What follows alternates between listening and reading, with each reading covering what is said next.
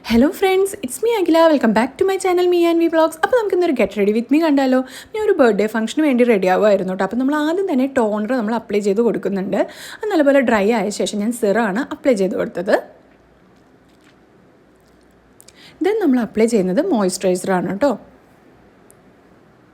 ഒരു ധൃതി പിടിച്ച ഗെറ്റ് റെഡി വിത്ത് മീ ആയതുകൊണ്ട് വീഡിയോ ഒന്നും കറക്റ്റ് എടുക്കാൻ പറ്റിയിട്ടുണ്ടായിരുന്നില്ല. പിന്നെ നമ്മൾ അപ്ലൈ ചെയ്തത് ഐബ്രോ ആണ്. ഐബ്രോ സെക്ഷനിലോട്ടാണ് പോയത്. ഞാനൊരു പൗഡേർഡ് ഐബ്രോ ആണ് യൂസ് ചെയ്യുന്നത്. ബ്രൗൺ കളർ ഷെയ്ഡ് വെച്ചിട്ട് നമ്മൾ ആദ്യം ഒന്ന് ജസ്റ്റ് ലൈൻ ചെയ്ത് ഫില്ല് ചെയ്ത് കൊടുക്കുന്നുണ്ട്.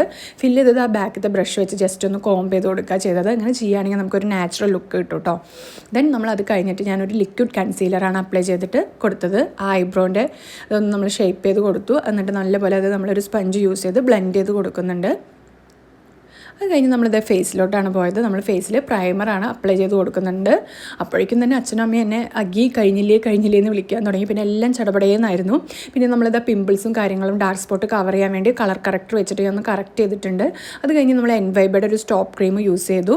പിന്നെ നമ്മളിത് ഫൗണ്ടേഷൻ അപ്ലൈ ചെയ്യാണ്. Forever 52ൻ്റെ ഫൗണ്ടേഷനാണ് കേട്ടോ. ചീസ് കേക്കും ഹണിയും ഈ രണ്ട് ഷെയ്ഡും കൂടെ മിക്സ് ചെയ്തിട്ടാണ് ഞാൻ അപ്ലൈ ചെയ്ത് കൊടുത്തത്.